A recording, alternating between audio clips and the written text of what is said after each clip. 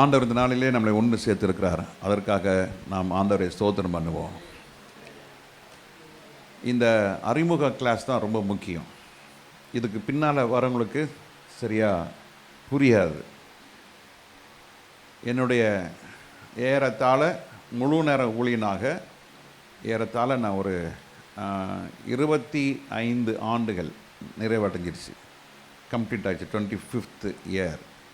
அதுக்கு பெரிய ஆனிவர்சரி விழாவில் நான் கொண்டாடலை. நான் முழங்கால நின்று ஆண்டவருக்கு ஸ்தோத்திரம் பண்ணேன். யாருக்கும் சொல்லவும் இல்லை. பகுதி நேரம் ஊழியனாக ஏறத்தாழ ஒரு 15 வருஷமாக ஊழியம் செஞ்சிட்ருக்குறேன். 15 இயர்ஸாக பகுதி நேரம் ஊழியனாக. ஆக மொத்தத்தில் எத்தனை வருஷம்? 40 வருஷம் என்னுடைய ஊழிய அனுபவத்தில் ஏராளமான புஸ்தகங்களை வாசிருக்கிறேன். அநேக சீஷத்துவ பயிற்சி வகுப்புக்கு சென்றிருக்கிறேன். அநேக நம்ம இந்தியர்கள் அல்லாத சிலர் இந்த சீஷத்துவ வகுப்பை அவர்கள் நடத்துகிறதை நான் சில நாட்கள் கணக்கில் 3 நாள் 5 நாள் வகுப்புக்கெலாம் அட்டன் பண்ணியிருக்கிறேன். அது கர்த்தர் கிருபையிலே பிரயோஜனமாக இருந்தது. அது இல்லைன்னு சொல்லவில்லை, பிரயோஜனமாக இருந்தது.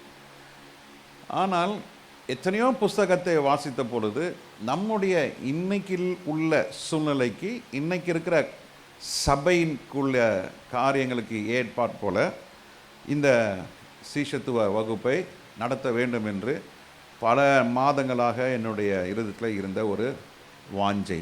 அதை கடந்த சில நாட்களுக்கு முன்பதாக அது சபையில் அறிவிப்பாக கொடுத்து வெகு சிலர் தான் வந்திருக்கிறீர்கள். அதை குறித்து நான் ஆண்டவரை ஸ்தோத்திரிக்கிறேன். அல்லேலூயா. இந்த சீஷத்துவம் வகுப்பு நம்ம அட்டன் பண்ணுறது நமக்கு நல்லது. தொடர்ந்து நாம் இன்றைக்கி நோட்ஸ் உங்கள் கையில் நான் கொடுக்கவில்லை, ஆனால் நீங்கள் எழுதி கொள்ளுங்கள். இன்றைக்கி வகுப்புக்குடைய தலைப்பு சீஷராய் இரு, சீஷராக மாற்று. சீஷராகுங்கள், சீஷராக்குங்கள். முதல்ல நான் சீஷனாக இருக்கணும். அதுக்கப்புறம் மற்றவர்கள் என்ன செய்யணும்? சீஷராக்கணும். இன்னைக்கு நம்ம ஒரு மதத்தின் போர்வையிலே நாம் வாழ்ந்து கொண்டிருக்கிறோம். we are living in the coverage of religion. நல்ல சபைக்கு போகிறேன். நல்ல சபைக்கு போகிறதுனால பாஸ்டர் பார்வையில் அவர் ரொம்ப நல்லவர்.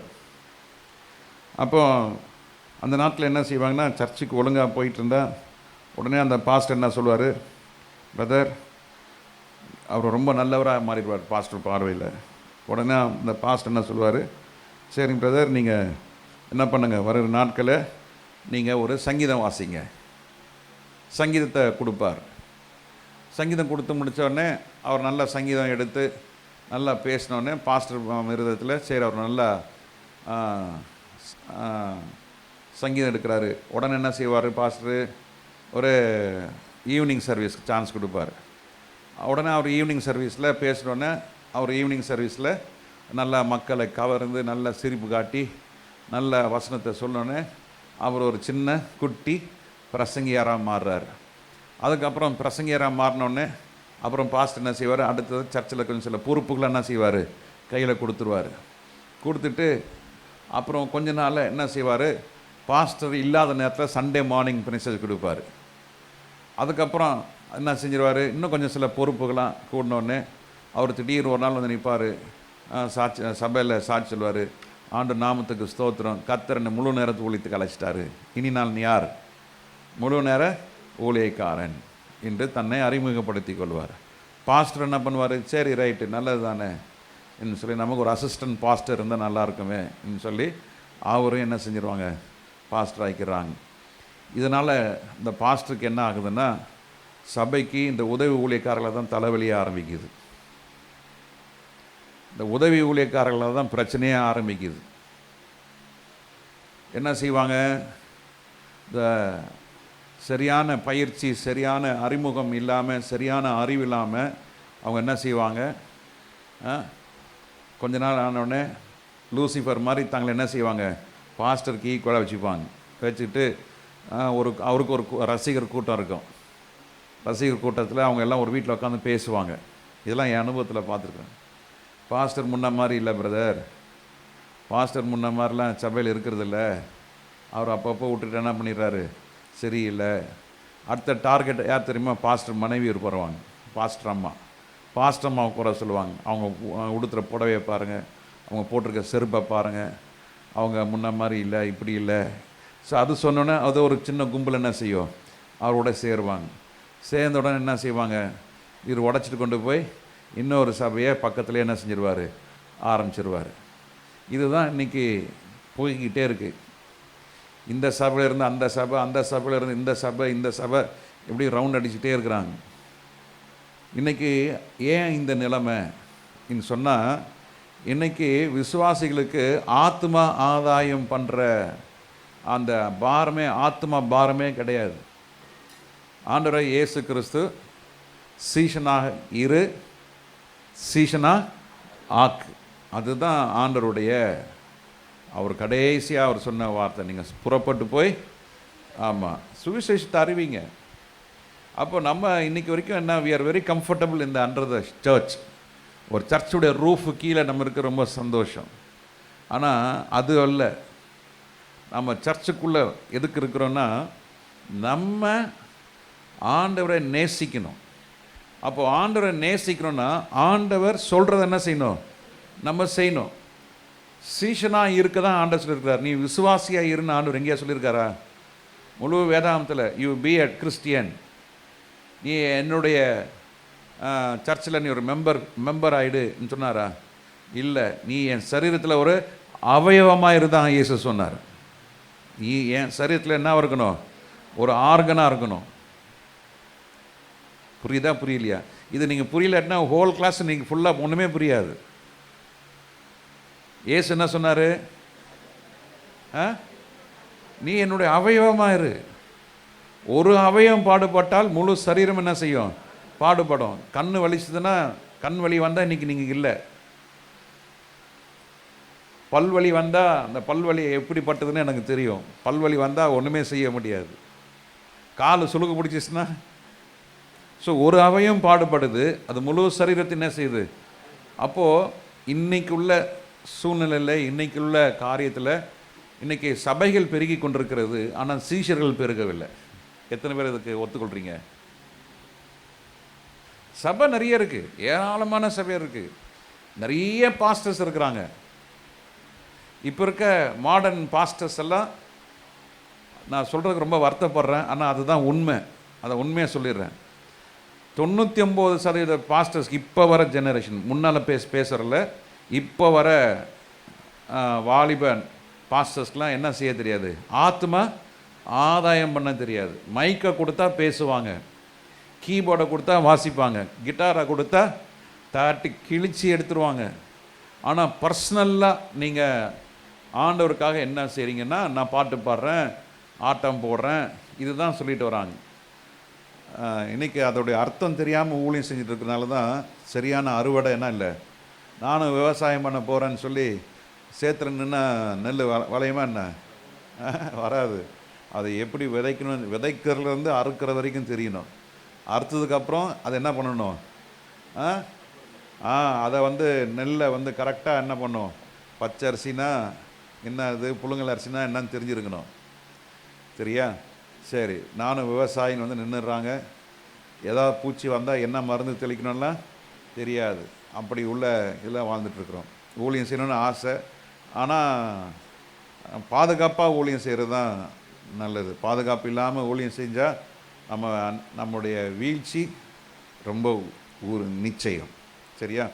இப்போது சீஷராகுகள் என்று இயேசு பல முறை சொல்லியிருக்கிறார். என்ன சொல்லியிருக்கார் ஆண்டவர்? சீஷனாகணும்னு சொல்லியிருக்கிறாரு. ஒரு தனிப்பட்ட மனிதன் இயேசுவை பின்பற்றுகிறவன் சீஷனாக முழுச முடியாது. முதல்ல ஒரு தனி மனுஷன் இயேசுவை பின்பற்றி அந்த பின்பற்றுகிற காலத்திலே இயேசுடைய பாதத்திலே அமர்ந்திருந்து இயேசுனுடைய கற்பனைகள், அவர் கற்பித்தவைகளை செய்யணும்னு சொன்னா முதல்ல அவன் கற்றுக்கொள்ளணும். First he wants to do something for Christ. ஆண்டவருக்காக ஏதாவது செய்யணும்னு சொன்னா அவன் முதலாவது இயேசுவின் பாதத்தில் என்ன செய்யணும்? உட்காரணும். First he should sit. இயேசுவின் பாதத்தில் உட்காரவரம் தான் சீஷன் ஆகுவதற்கு முதல் தகுதி.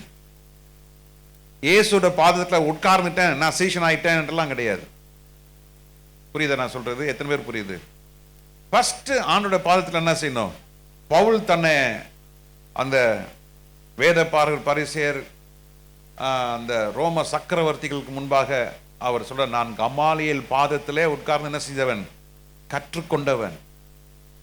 அப்போ பாதத்தில் அமர்ந்திருக்கிறவர்கள் இயேசு கிறிஸ்துனுடைய சீஷராகுவதற்கு முதல் படி, the first step for being a disciple is sitting in the feet of Jesus. இயேசுடைய பாதத்திலே உட்கார்ந்தா இருக்க வேண்டும்.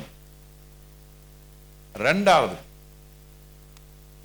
இயேசுடைய சீஷனாய் இருக்க விரும்புகிறவர்கள் இயேசு சொல்லுகிறதை கவனித்து கேட்க வேண்டும். He has to listen properly. Listen what God Jesus says. இயேசு என்ன சொல்றாரு? இயேசுவின் பாதத்தில் அமர்ந்திருக்க வேண்டும். இரண்டாவது, இயேசு சொல்றது என்ன செய்யணும்? கவனித்து கேட்க வேண்டும். நம்ம ஆளுங்க தெரியுமா, தலையை விட்டுருவாங்க, வாழை பிடிச்சுவாங்க. பாஸ்டர் நீங்க இப்படி தானே சொன்னீங்க, இப்படிதான் சொன்னது, அது ஒரு அடுத்த பாதி. முன்னால உள்ளதை விட்டுருவாங்க, ஏதோ யோசிச்சுட்டு இருப்பாங்க. சில ஆளுங்க தலையை பிடிச்சிப்பாங்க, வாழை விட்டுருவாங்க. ஃபர்ஸ்ட் பார்ட்டை விட்டுருவாங்க, செகண்ட் பார்ட்டை பிடிச்சிப்பாங்க. சில ஆளுங்க செகண்ட் பார்ட்டை விட்டுட்டு ஃபர்ஸ்ட் பார்ட்டை பிடிச்சிப்பாங்க. அதுவல்ல, இயேசு கிறிஸ்துடைய சீஷனா இருக்கிறவன் இயேசுடைய பாதத்தில் உட்காரவும் ஆண்டவராக இயேசு கிறிஸ்து சொல்லுவதை என்ன செய்யணும்? கவனித்து கேட்கிறவர்களா இருக்க வேண்டும். அதான் இரண்டாவது படி.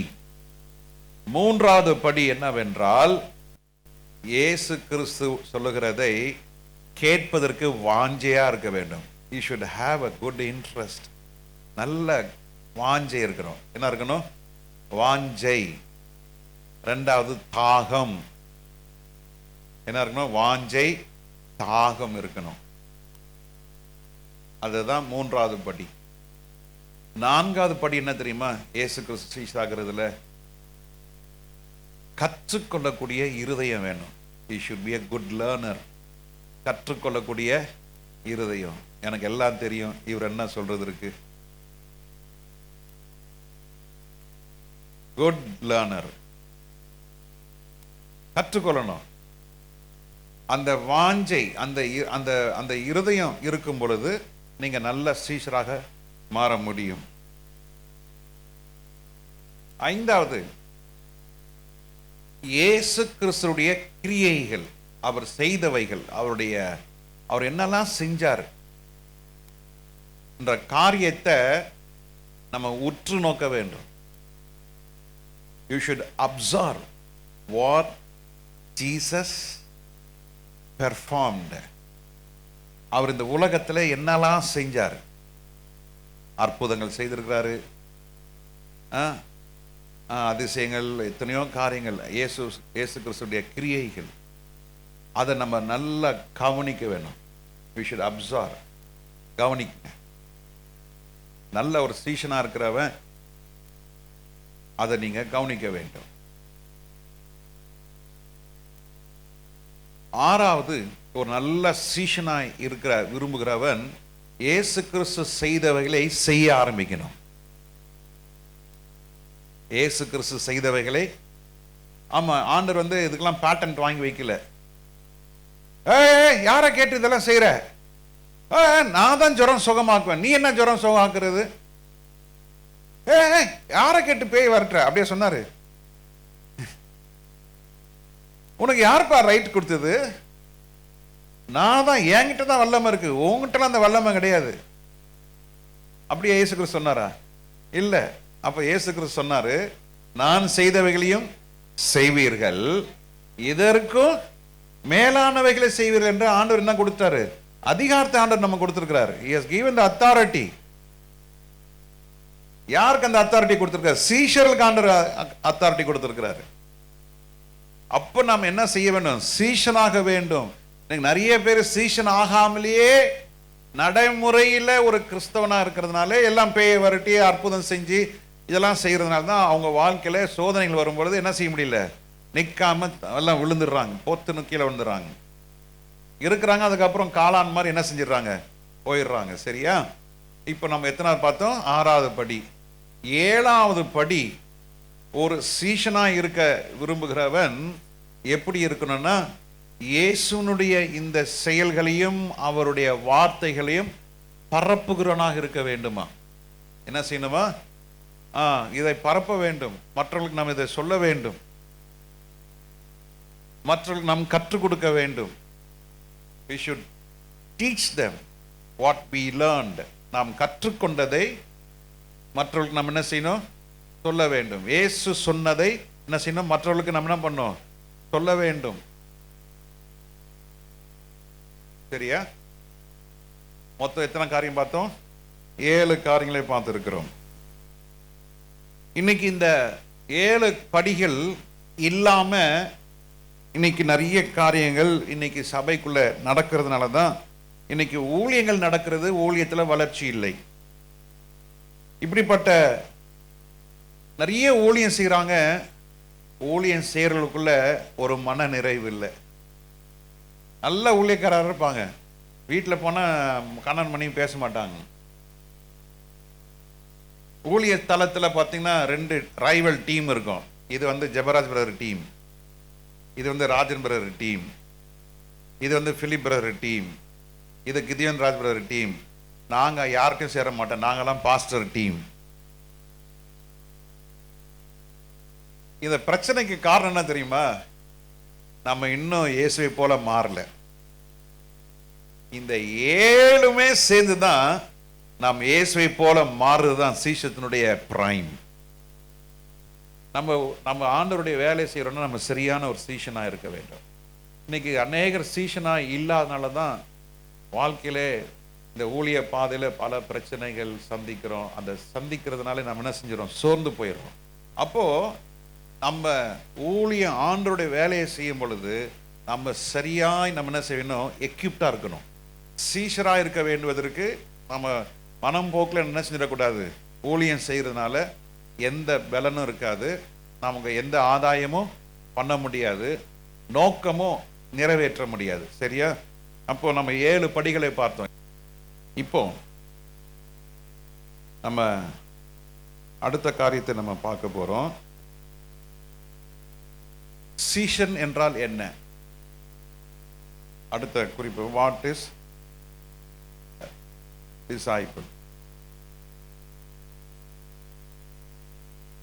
ஒருத்தன் விசுவாசியா இருக்கிறவன் சீஷனா இருக்க முடியாது, சீஷனா இருக்கிறவன் விசுவாசியா இருக்க முடியாது. புரியுது? இது கொஞ்சம் குழப்பமா இருக்குல்ல? நம்மளாம் யாரு? விசுவாசி. எத்தனை வருஷமா விசுவாசியா இருக்கிறோம்? சொல்லுங்க, எத்தனை வருஷமா இருக்கிறீங்க விசுவாசியா? 50 வருஷமா? 50 வருஷம், 10 வருஷம், 5 வருஷம், 3 வருஷம், 2 வருஷம், இன்னும் சில எல்லாம் ஞானஸ்தானம் எடுக்க போறீங்க, எடுக்க போறவங்களும் சிலர் வந்திருக்கிறீங்க. அதுக்காக ரொம்ப சந்தோஷம். குட். ஆண்டவர் வந்து நம்மளை விசுவாசியா இருப்பதற்காக அவர் நம்ம அழைக்கல. எல்லாரும் ஒவ்வொருவரும் யாரா இருக்க வேண்டும்? சீஷனா இருக்க வேண்டும். சீஷனா இருக்க விரும்புகிறவன் அவன் ஒரு நல்ல கற்றுக்கொள்ளக்கூடிய மனப்பக்குவம் காணப்பட வேண்டும், அல்லது ஒரு நல்ல மாணவனாக இருக்க வேண்டும். என்ன இருக்கணும்? he should be a good student. ஒரு ஸ்டூடெண்ட் என்று சொன்னால் எப்பொழுதுமே அவன் கற்றுக்கொள்ளக்கூடிய மனம் உடையவனாக இருக்க வேண்டும். a learning heart. என்ன வேணும்? கற்றுக்கொள்ளக்கூடிய இருதயம் வேணும். Always learning. இப்போ நான் கற்றுக்கொண்டு தான் இருக்கிறேன். even now, even today also I have learned. இன்னைக்கு காலையில் நான் கற்றுக்கொண்ட காரியம், யோவான் எழுதின புஸ்தகம் 1 அதிகாரம் 2ஆம் வசனத்தில் வாசிக்கிறோம். அவர், அந்த வார்த்தை தேவனோடு இருந்தது. 3ஆவது வசனம், உண்டாக்கப்பட்டதெல்லாம் அவராலே, சகலமும் அவராலே உண்டாக்கப்பட்டது, உண்டாக்கப்பட்டது ஒன்றும் அவராலே அல்லாமல் உண்டாகவில்லை. 4ஆவது வசனம் எப்படி சொல்லுகிறது? அவருக்குள் ஜீவன் இருந்தது, அந்த ஜீவன் மனுஷர்கள் ஒளியாய் இருந்தது. அந்த ஒளி என்ன செய்யவில்லையா? இருளிலே பிரகாசிக்கிறது. இது நான் நீ கற்றுக்கொண்டது. நம்ம வெளிச்சத்தில் இருக்கிற இடத்துல நம்ம இன்னைக்கு அதான் செஞ்சிட்டு இருக்கிறோம். ஒரு விசுவாசிய நம்ம ஒரு விசுவாசி தான் மாற்ற பார்க்குறோம்.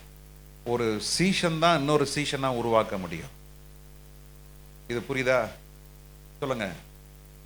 ஒரு சீஷனுடைய வேலை இன்னொரு சீஷனை உருவாக்கணும். ஒரு விசுவாசி இன்னொரு விசுவாசிய உருவாக்க எந்த பிரயோஜனமும் கிடையாது. அவனோட குவாலிட்டி அப்படிதான் இருக்கும். எது பார்த்தோம் போ? கற்றுக்கொள்ளக்கூடிய இருதயம். நாம் கற்றுக்கொண்டதை பிறருக்கு என்ன செய்ய வேண்டும்? சொல்லி அவங்களே கற்பிக்கப்பட வேண்டும். கற்பிக்கப்படும் பொழுதுதான் நாம் ஆண்டவருடைய மனவாஞ்சியை நிறைவேற்ற முடியும். ஆண்டவர் என்ன சொன்னார்? நீங்க புறப்பட்டு போங்க சொன்னார். போய் சகல ஜாதிகளுக்கு என்ன பண்ணுங்க? சுவிசேஷத்தை அறிவியுங்கள். முடிவு பரியந்தும். இதுதான் ஆண்டவருடைய கட்டளை. It's a commandment. ஆண்டவர் கட்டளை கொடுக்கிறாரு. போங்க. நீங்க எத்தனை வருஷம் இப்படியே உட்கார்ந்து இருப்பீங்கடா? 3 வருஷம் என் கூடவே இருந்தீங்க. அவர் மரிக்கும் பொழுது ஒருத்தர் என்ன பண்ணல? யோவான் தவிர எல்லாம் ஓடிட்டானுங்க. இன்னொரு பைபிள் ஸ்காலர் எழுதுனது அவர் அந்த புஸ்தகத்தை நான் வாசித்தது ஞாபகம் இருக்கு. நல்ல வேளை இயேசு கிறிஸ்து ஒரு சின்ன பையனை சீஷனாக மாற்றி வச்சுக்கிட்டாரு. அவனுக்கு ஒன்றும் தெரியல, பாவம். அவனும் கொஞ்சம் விவரம் தெரிஞ்சிருந்தா அவனும் என்ன பண்ணியிருப்பான்? அவனும் ஓடி போயிருப்பான். சிறுவனாக இருந்தது பண்ணினால்தான் இயேசு சொல்றாரு, இதோ உன் தாய். அவருக்கு ஒரு தாய் தேவைப்பட்டது. மற்ற சீஷர்களுக்கு என்ன பண்ணல? எல்லாம் பெரியவங்க, துண்டாக்காரன் நம்மளெங்கடா கொண்டுட போறாங்கன்னு எல்லாம் ஓட்டானுங்க. ஆனா யோவான் மாத்திருந்தான் அந்த எண்ணம், ஓடி போகணும்னு எண்ணம் இல்லை. Because he was very much junior. ஓடணுன்ற எண்ணம் வரல அவனுக்கு. மார்பிள சாஞ்சான். ஏன்னா ஹி வாஸ் அ சைல்டு. ஒரு குழந்தை தான் என்ன செய்யும்? மார்பிள சாயம். கொஞ்சம் வளர்ந்தவங்கலாம் நீங்க நீங்க அப்பா அம்மா அப்பா அப்பான்னு சொல்லி நெஞ்சில சாய முடியுமா? எச்சிப்பா, அப்படிதானே? ஒரு குழந்தை நம்ம தூக்கணும்னு அந்த குழந்தை நம்ம அப்படி நம்மள நெஞ்சில படுத்தோடனே நமக்கு எவ்வளவு சந்தோஷமா இருக்குல்ல? உண்மைதானே? அப்போ யோவான் ஒரு சிறுவனா இருந்தபடினால் இயேசுடைய மார்பில் சாய்ந்திருந்தான்.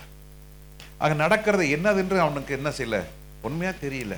அதனால தான் இயேசு சொல்றாரு, இதோ உன் தாய். ஒரு சிறு குழந்தையா இருக்க வரைக்கும் நீங்க சீஷனா இருக்க முடியாது. அப்போ நீங்கள் சீஷனா இருக்க வேண்டும் என்று ஆண்டவர் விரும்புகிறார். அதுதான் கட்டளையா கொடுக்கிறார். அந்த கட்டளையை நாம் என்ன செய்ய வேண்டும்? நிறைவேற்ற வேண்டும். அவர் நமக்கு நல்ல போதகராக இருக்கிறார். He is a good teacher. ஒரு மாணவன் இருக்க வேண்டும் என்றால் ஒரு போதகர் இருக்க வேண்டும், ஒரு வாத்தியார் இருக்க வேண்டும். நம்ம ஆண்டவர் இயேசு கிறிஸ்து எப்படிப்பட்ட வாத்தியார், எப்படிப்பட்ட போதகர்?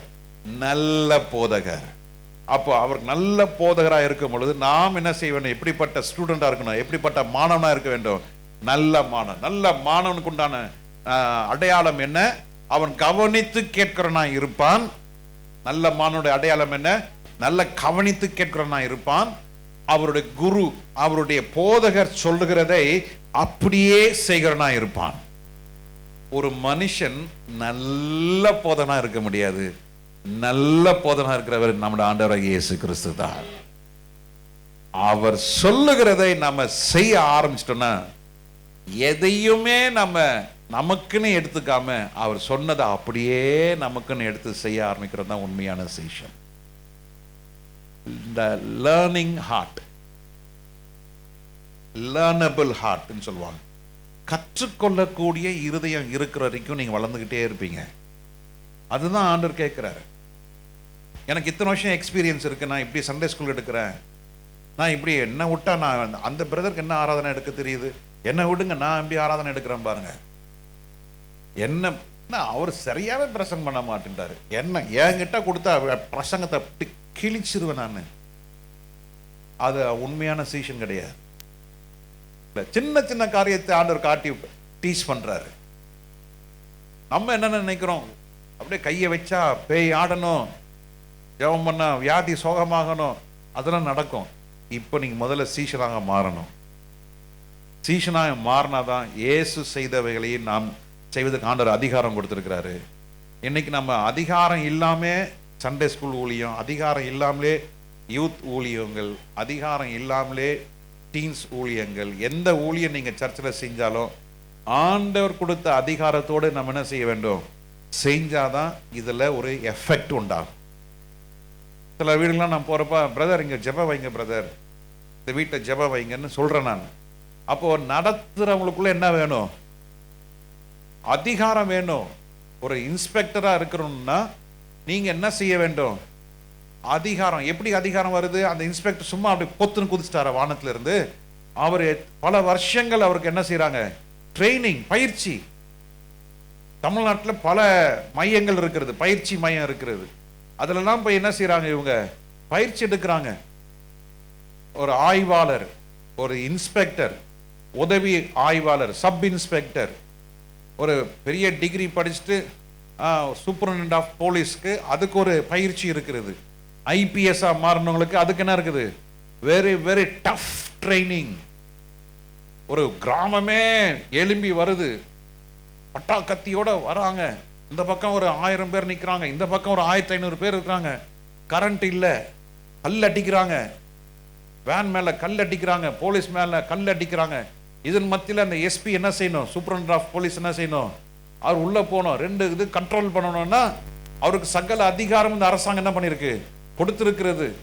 நீங்க நிறைய விசுவாசிங்க ஊழியத்துல ஷைன் ஆகாதது காரணம் தெரியுமா, சீஷர் ஆகாம ஊழியம் செஞ்சுட்டு இருக்கிறோம். சொல்லுங்க, சீஷர் ஆகாம செய்யற பிரச்சனை தான் அது இவ்வளவு பிரச்சனை. அந்த சிஸ்டர் வந்துட்டாங்கன்னா அப்ப நான் வரமாட்டேன், ஏன்னா டீ மாத்தி விட்டுருங்க. நடக்குதா இல்லையா? அந்த பிரதர் வராரா, அப்ப நான் இன்னைக்கு வரல, சீஷன் ஆகல, தான் பிரச்சனை. அவர் நான் ரொம்ப நேரம் ஜெபம் பண்ணிக்கிறாரு, அவர் நான் ரொம்ப நேரம் பேசினேங்கிறாரு, சீஷன் ஆகல. நான் சொல்றது புரியுதா இல்லையா? இவ்வளோ காரியத்தையும் நாம மேற்கொள்ளணும்னா நம்ம சீஷனா இருந்தால், கற்றுக்கொண்டு, சொல்லுங்க, கற்றுக்கொண்டு நம்ம நடைமுறைப்படுத்தும் பொழுதுதான் நம்மளோட ஊழியத்துல ஒரு ஒரு வல்லமை நிறைந்த ஊழியமாய் மாறுகிறது. ஒரு பாட்டு பாடலாம், அது ஜீவனே இல்லாத பாட்டு. எப்போ சந்தோஷமாயிருங்க, எப்பொழுதும் சந்தோஷமாயிருங்க. இவர் பாட்டு பாடுறாரு, சந்தோஷம் பொங்குதே, சந்தோஷம் பொங்குதே, சந்தோஷம் என்னில் பொங்குதே, அல்லேலூயா. இவர் சீஷன் ஆகல. சீஷனானவன் பாட்டு பாடும் பொழுது சீஷன் ஆகாதவர் சீஷனாக மாற வேண்டும். உங்க பாட்டு அப்படி இருக்க வேணும், சந்தோஷமாயிருங்க, எப்பொழுதும் சந்தோஷமாயிருங்க. எம்மத்து சந்தோஷம் இருக்கா? நடிப்பா இல்ல, நான் நடிச்சிட்டாக்கா டயர்ட் ஆயிடுவேன்.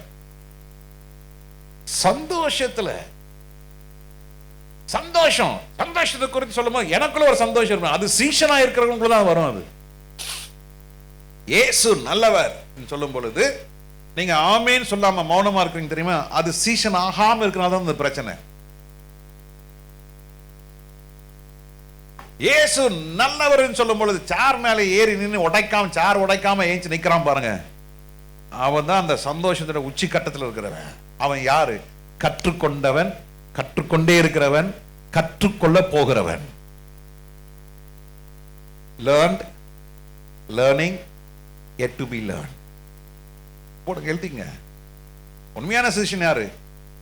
கற்றுக்கொண்டவன், கற்றுக்கொண்டிருக்கிறவன், இன்னும் கற்றுக்கொள்ள போகிறவன். அதுதான் உண்மையான சிஷ்யத்துவம்.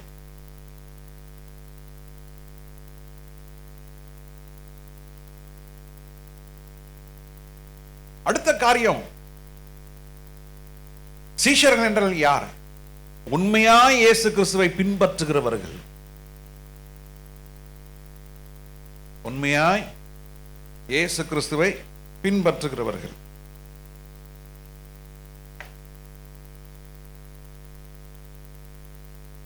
இயேசுவை பின்பற்றுகிறவர்கள் என்று சொல்லும் பொழுது அவர் ஒரு 10 விஷயம் சொல்லியிருக்காருப்பா. 9 விஷயம் அது எனக்கு ஒத்து வராது. ஆனா ஒரு விஷயம் நல்ல விஷயம், அதை மாத்திரம் நான் பின்பற்றுவேன்.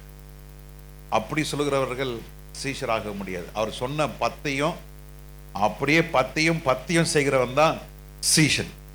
ஃபாலோவிங் ஜீசஸ், இயேசுவை பின்பற்றுவர்கள் அவர் சொன்னதை அப்படியே கேட்டு அப்படியே செய்து அப்படியே நாம் கற்றுக்கொள்கிறவர்கள் தான் இயேசுவை பின்பற்றுகிறவர்கள். கரெக்டா? நாம் உண்மையான சீஷனா இருந்தால் இயேசு சொன்னதை அப்படியே நிறைவேற்றுகிறதா இருக்க வேண்டும். நாம் பின்னால் அதை பார்ப்போம். சரியா? இயேசுவை நாம் என்ன செய்ய வேண்டும்?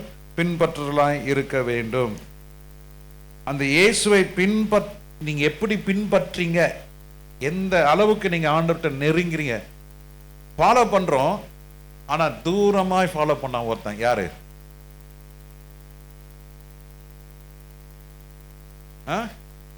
சகையு, அப்புறம் மார்க்கு, அப்புறம்